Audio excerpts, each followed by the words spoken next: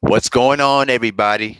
This your boy Bill Mahari here, representing MehariNation Sports Podcast here on a cloudy Saturday afternoon here in the city of Minneapolis, Minnesota. Salute to the entire LDBC. Salute to the greater boxing community, though, man. We got a good show that's going to be coming out here today. It's going to be about 30 minutes long because I got to go somewhere to an important event at 5 o'clock though. So I got to make sure to get ready though afterwards. So I'm going to be on for about half an hour and stuff. But I just wanted to give you guys my brief analysis of the anticipated heavyweight championship fight going to go happen tonight between Deontay Wilder versus Dominic Breazeale for the WBC Heavyweight Championship. But before I begin, let's go ahead and check out the chat. William Scoot Arnett, how you doing there, sir? He said, come back. He said, what's good, Bill? Salute, brother. I'll check back in when I see you come back on. For sure, man. No problem. John Black Johnny, my Eritrean brother from the UK. Salute, brother. Good to see you, man. So, John Black Johnny just said Wilder in 3 rounds. Well, I'm going to get into that kind of stuff, though. So, like I said last Thursday, if you were watching this and hey, Darnell Kirtland, good to see you, brother. Thank you for joining us tonight, man. So, the way I kind of see the fight, though, in my eyes, I don't see this fight going past 8 rounds. I see a knockout in the 8th round by Deontay Wilder. I think Dominic Breazeale is just too slow, and he's an easy target for the much faster and much more stronger Deontay Wilder too.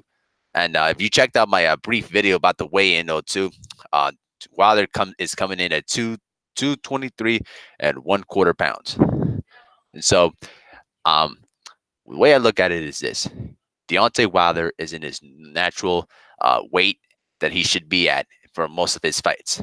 Now, how I see this fight is going down to is this: for Dominic Breazeale to have any possible chance of upsetting Deontay Wilder, which is a very small chance, he's gonna have to find a way to avoid getting hit with the right hand. He's claimed that he sees a lot of technical flaws in Deontay Wilder's game. Well, a lot of other opponents have said that, and they met the same result, which is this is a smooth knockout. So, the thing is this: the way I kind of see how Dominic Breazeale could possibly win the fight, right, is if he can try to find a way to avoid the right hand and try to hurt Wilder on the inside, and he's gonna have to beat Wilder to the jab, and that's a lot for him to do. What I'm essentially saying is this: he's gonna have to do something outside of the box to try to beat the man, to try to beat the Deontay Wilder. But I don't see Dominic Breazeale in doing that. I think that he's going to be wearing down by the relentless pressure, though. He is a historically slow starter in most fights, because it takes a while to try to adjust to what the opponent does, though, too. But in this fight, he can't afford to have a slow start, because if Wilder picks up momentum and picks up a lot of confidence, then it's very hard to try to shake him out there. Well, I'm not gonna say your name though, bro. But I said that I see Wilder winning the fight by an 8th round knockout.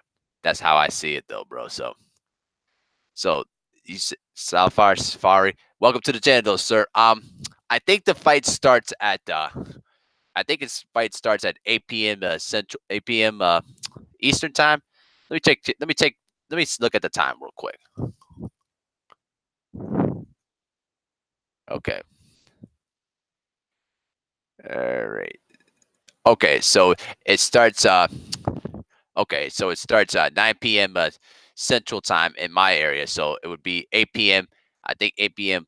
Pacific time there too, and then 10 p.m. Central, 10 p.m. Eastern time. Yep, that's how I kind of see it. So, but KP Tillem said Breazeale isn't the smartest fighter around, and he's going to get beaten up real bad. I do agree. I don't see Wilder's. I don't see Breazeale surviving past 8 rounds or even 6 rounds for that matter. Y'all hold up 1 second.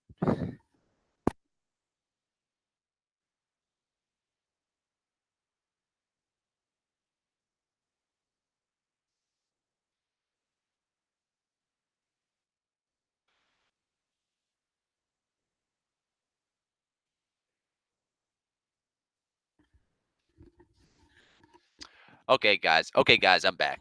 Um, so okay, for sure.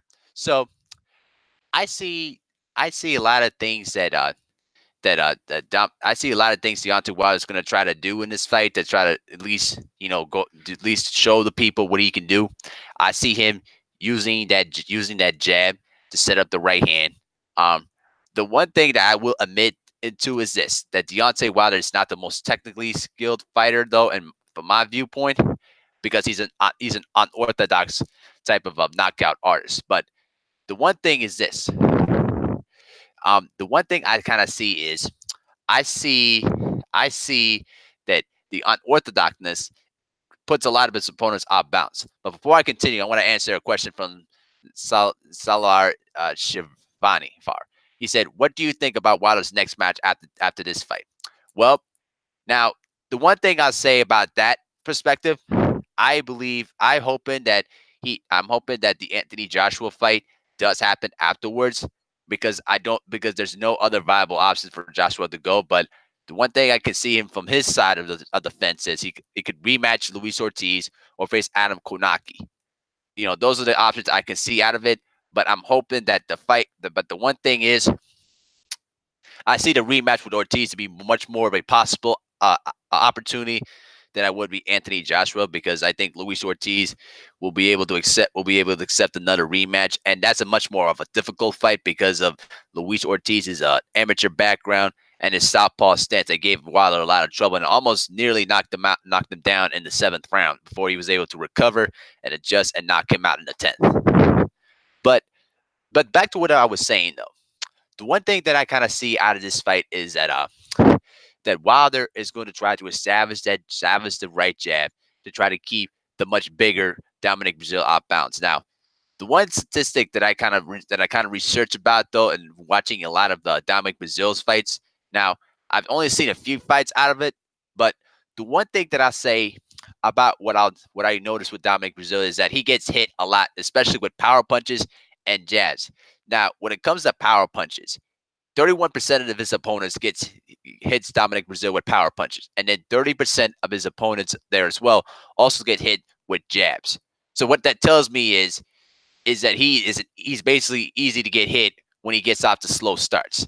Now the thing is this: what I look for in Dominic Breazeale from that perspective is that he cannot afford to get off to a slow start, because if Wilder starts building confidence and starts building up rounds and start hurting Dominic Breazeale, it's going to be bad news for him, because because Deontay Wilder in the later championship rounds gets stronger, which means his right hand is much more dangerous. Now, against Tyson Fury, he had trouble adjusting to the awkwardness of Tyson Fury's boxing craft. He had trouble adjusting to the awkwardness and adjusting to the just basically the movement that he brings in. John Black Johnny's also said that all Wilder got to do is double up the jab cross Ali style. I do agree. I think if he doubles up with the jab and keeps Dominic Breazeale guessing about where the right hand is coming, then he should be home free. You know what I mean? Because what he has to do is double with the jab, double with the left-handed jab, double that up, and then once you can feint the jab, then he can set him up to the right hand, and then Dominic Breazeale won't be able to see it coming. The one thing that I'd say that I do notice out of Deontay Wilder that he's starting to improve is feinting the jab and then sending up the right hand. So if he can be able to feint and deceive the right hand against Dominic Breazeale, then Wilder is going to have a good opportunity to do some major damage against him. Now, the one thing that's going to be interesting is how both these corners are going to adjust. Now, if Wilder commits to the game plan that Mark Breland and his other trainer commits to, then he should have a good chance. Now, what's that? Who's that? Shoot, I forgot that Andre Ward's name though. Shoot, it's off the top of my head. Give me 1 second, guys. It's off the top of my head. Virgil Hunter. There you go. Got it. So, Virgil Hunter is a very good technical fighter, though. Mr. Do It All wins the fight. The fight's gonna be at it's gonna start at it's basically gonna start at 9 p.m. 8 p.m. Central Time, though, too, on Showtime. If you got the Showtime app or the Showtime channel, though, you'll be able to watch the fight. First, you're gonna get to the undercards there, along with the co-main event. There's basically gonna be two other fights before the main event there too. So, but thank you for joining into the channel, though. Really appreciate it, though. So, and also, we got 6 people in the building there. We got some 4 likes up right now. Let's try to get them likes up, though, guys. Let's try to get the likes up to 6. Let's try to reach the 10 if possible. You know, and like I said, I'm gonna be on for probably just for another 17 minutes because I got to go to an event later on tonight, though. So I'm gonna try to finish this up in the next few minutes. Finish this discussion in the next few minutes. Um, the way that this fight is gonna turn out to in being, it should be it should be target practice for Deontay Wilder. However, it's not always the case because the heavyweight division can be very funny sometimes because one single punch, you know, can destroy your career. So, it's anything can be possible. Now, Jab Mike Johnny says Roy Jones destroyed Virgil Hunter with that. That was actually Virgil Hill with that. That was actually Virgil Hill. But yeah, I remember that body shot though, bro. That was actually basically about what was it a left hook to the body. It was basically he feinted the right jab, went to the left hook to the body, and just knocked him dead. I mean, I'd rather be hitting the head with a knockout shot and be unconscious than taking a body blow. Because I remember reading reports that after the fight that Virgil Hill sustained multiple broken ribs and basically wasn't the same after that because he basically put his guard up high to avoid getting hit to the body. You know what I'm saying? Now, that was actually one of the most brutal knockouts I've ever seen. I never get tired of watching that.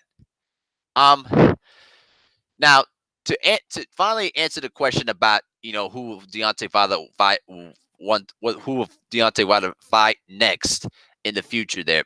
That's a very good question for me. I most likely would see a rematch with Luis Ortiz because it would make sense. Or Adam Konaki could be another one too, but that could be another opponent down the line. But if you're asking for my personal opinion, I would love to see the match with Anthony Joshua because this fight's been waiting for too long. And Joshua had said in the past that he would want to wait this fight till like 2020, 2021.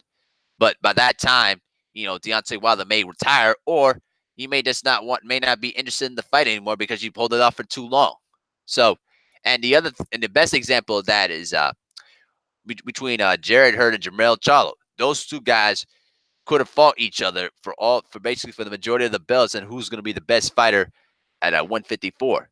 But they didn't fight, and they ended up both taking losses in the process. So you can't wait for too long for great fights like this to boil itself because then if a knockout blow happens to any one of these fighters, it could change everything.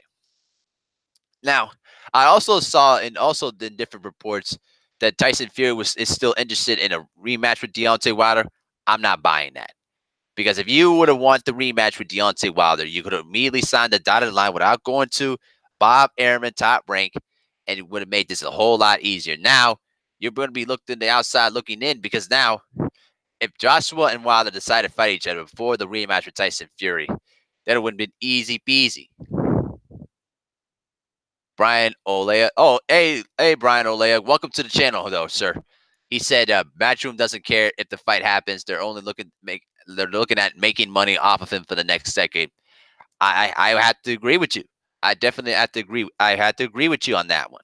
Barry Hearns said in the past in previous interviews that if Joshua gets knocked out, well, that's the risk you got to take. You have to take risk in the world of boxing too, which kind of tells me that they're going to be content down the line in the future if the fight never happened. And they only care about making the most money out of Anthony Joshua before selling his final stocks towards another top legitimate heavyweight fighter, which could be Wilder, which could be Fury, whoever. But to me, Matchroom is running out of options. I'm sorry, AJ's running out of options because you don't. Jared Mill failed a drug test. You're fighting against Andy Ruiz, what nobody knows about. He's a decent fighter, but a guy that Joshua should knock out. And you're trying to build Onaseta Usa to be the next opponent. Right now, he's going to be out with an injury, so you don't have many much options out there in the heavyweight division there. John Black Johnny says Wilder got options, but AJ and Philly don't. But the thing is time against Wilder. Hopefully the AJ fight extends. I hope so too. I hope it happens, but the way I look at it, the way the politics look, I just don't see it happening this year, and I don't see it happening next year. Because as long as AJ's content of not trying to sign the fight with Deontay Wilder, listen, like I said on Thursday's last stream, for the new people in there, you can check out the last stream I did about Thursday. The thing is this: if this fight were to be made, you would tend to take the negotiations behind the scenes instead of just taking it to the public, taking it to the mass media. Because what's happening is when you try to expose all the stuff that's going on around the media, I mean, you're basically opening up Hell's Gate to not having all the regulations and all the terms done for the fight. And what's sickening is this: a lot of these AJ trolls that I saw during the weigh-in and during the press conferences, they all accusing Wilder of ducking. Well, how could Wilder be ducking if he tried to make the fight 3 times? He tried to lure him to a $50 million purse for AJ. He didn't want it. Then Wilder was willing to take a 60-40 split, and AJ said no. And then Wilder was willing to take a $15 million flat fee to make the fight, and they still said no. I mean, it's just ridiculous how these people how Wilder's been trying to make the fight for years, and they still rejected it. So now you just have to Wilder has the right to say 50-50 or no deal. 5 times. Thanks, John Black Johnny. Appreciate it, homie. Exactly 5 times, and they still won't do it. So who's the one really ducking in this situation? You check the emails, the information's out there in the internet. You can go ahead and research it, and you can figure that out. Brian Oloya says they will just have to have AJ fight mandatories, and the media make it seem like Wilder doesn't want the fight. Exactly, bro. And that's not the case. If I were working if I were working in the mass media, trust me, AJ would get all the smoke from me. Trust me, because I would immediately question him why he didn't take the $50 million, why he didn't decline the other offers Wilder made for you. You know what I mean? Why is it that you refuse to allow Wilder to come on there to make a free promotion out of the fight? I mean, what if it's not a duck? If it ain't, if it sounds like a duck, acts like a duck, it's not a mongoose. That's the way I see it. Hey, y'all hold on 1 second though, too. I got to get a drink real quick. And trust me, it's not alcohol. I don't drink alcohol.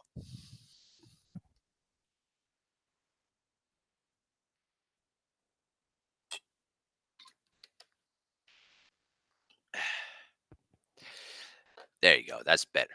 So now we get down to the final 10 minutes here of my show, though.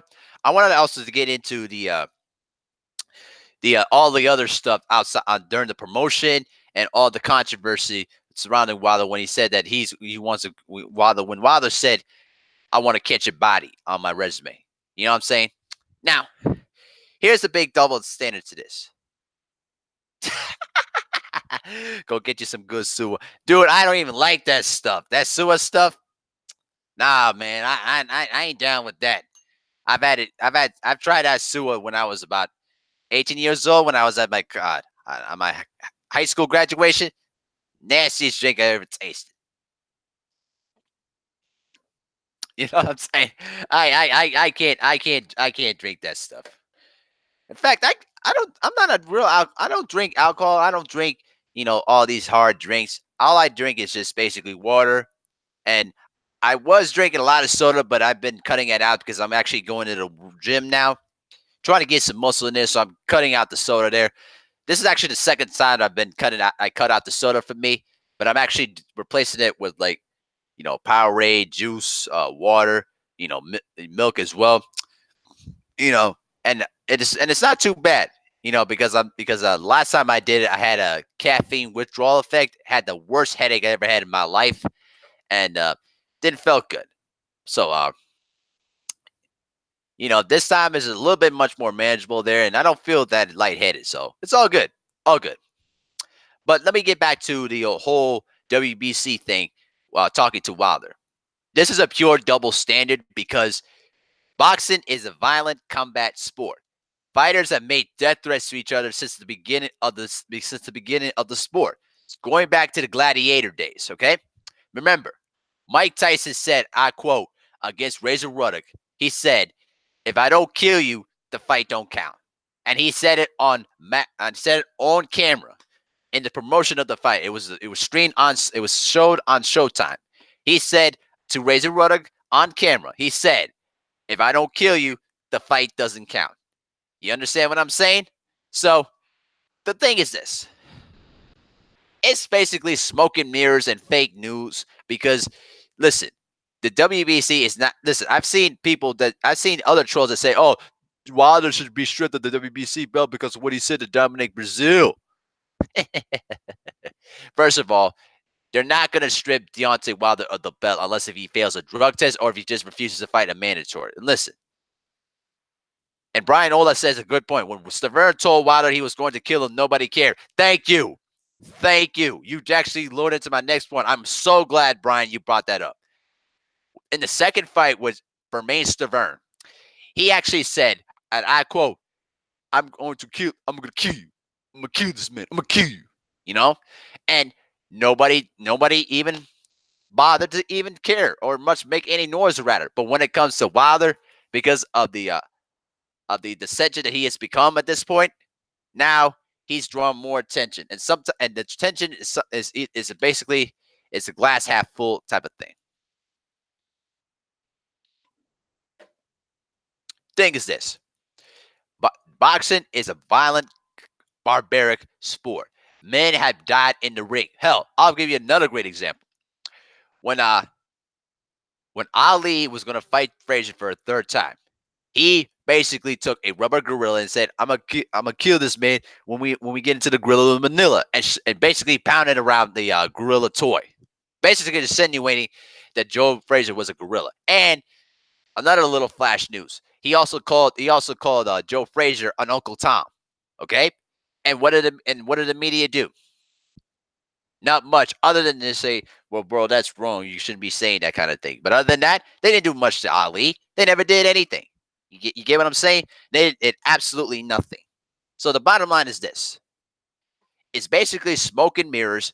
It's all just it's all a publicity stunt because they're trying to, save face. But at the end of the day, Wilder is their best money man for the belt, for the WBC. Okay? If they wanted to strip him of the belt, all they need to do is come up with some crazy stuff. But they're not going to do it because Wilder draws money, he draws views, he draws attention. So, Radic Zilk says, What time till the fight?" I'll answer that question for you since I answered it multiple times there. In fact, let me research it for you real quick. Hold on.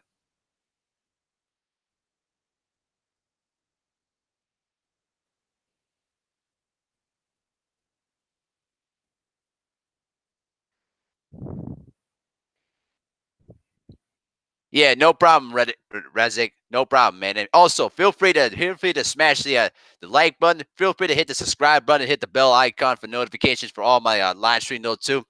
For the new people that just came in there too, this is the MehariNation Sports Podcast here. I don't just do boxing as well. I do basketball. I do baseball. I do all different types of sports though too, and a lot of other different issues though too as well outside of our society there as well. But I try to keep it as a minimum as I can because I know how YouTube likes to try to control, free speech or anything like that. So try to do my best to keep it down there. But I'll try to find out when the fight starts for you, my man. Okay.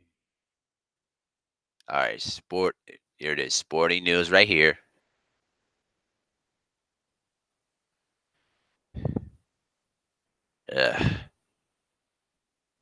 Hang on 1 second. Y'all hang on 1 second, guys. I'm actually gonna just check on my phone though, because this computer is not cooperating here. So let me check out for my phone here. So I'm gonna continue those. I'm gonna search the fight for you while I talk about this though. So at the end of the day, I don't really care about what Deontay Wilder said. Now I don't wish death on anybody. I don't listen. I'm a loving, sincere person, and I want to see the best fighters fight each other. But I don't wish death on anybody because I do understand the history of the sport and how violent the sport can be. Fighters have always died in the ring. Okay, so Mr.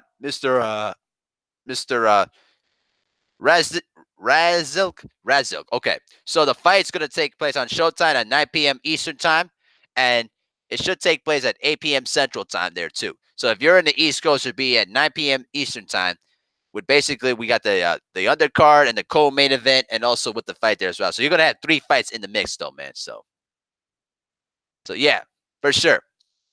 Oh, we got 88 Sports Talk here.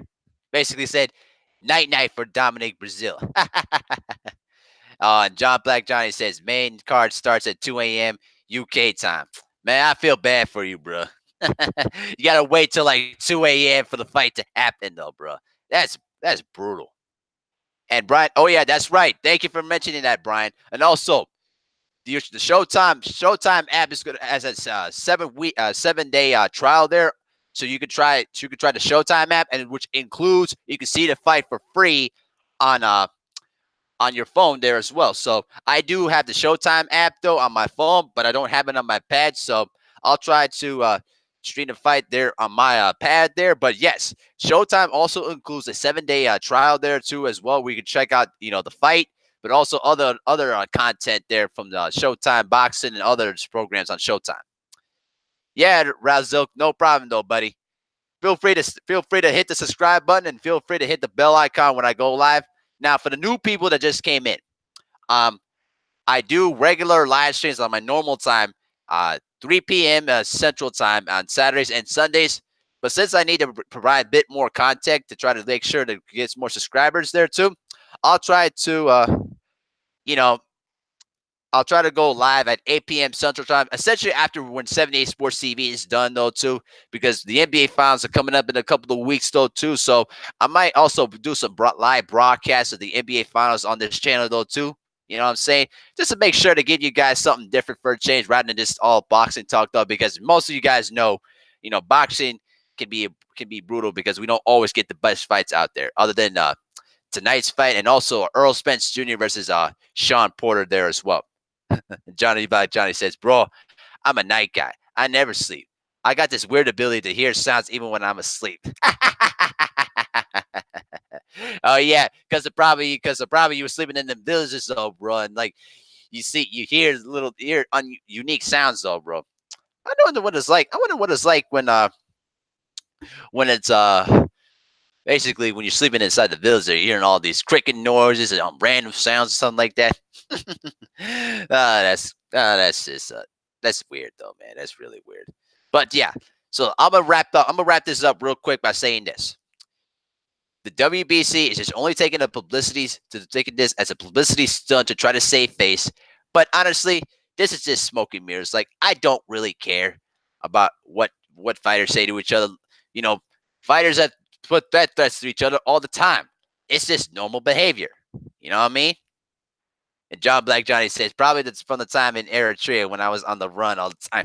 Yeah, so true, man. So true. Yeah, man, for sure. Okay, so I'm going to go ahead and just go ahead and close this out, though, guys. But I want to thank all the new people who are just tuning in and joined in, though, on this half an hour version of the MehariNation Sports Podcast there.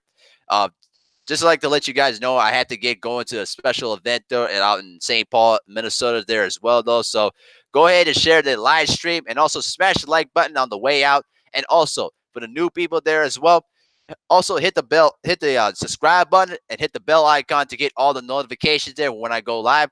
I'll also be back at 3 p.m. Central Time tomorrow when I talk about the NBA conference finals, both the Eastern and Western Conference finals that are going on in the NBA at the moment. And so that's my sport. That's my sport of expertise. So therefore, I'm officially gonna do a live broadcast at game one of the NBA Finals when it does come up on May 31st, though too. So I'll be here on this on channel on YouTube, just giving you my analysis and the play-by-play commentary to those two. So this has been MehariNation Sports Podcast here. Salute to the entire LDBC. Salute to the greater boxing community, though, man. And we should have some fireworks in New York City tonight. Have a good night, everybody, and I'll see y'all tomorrow.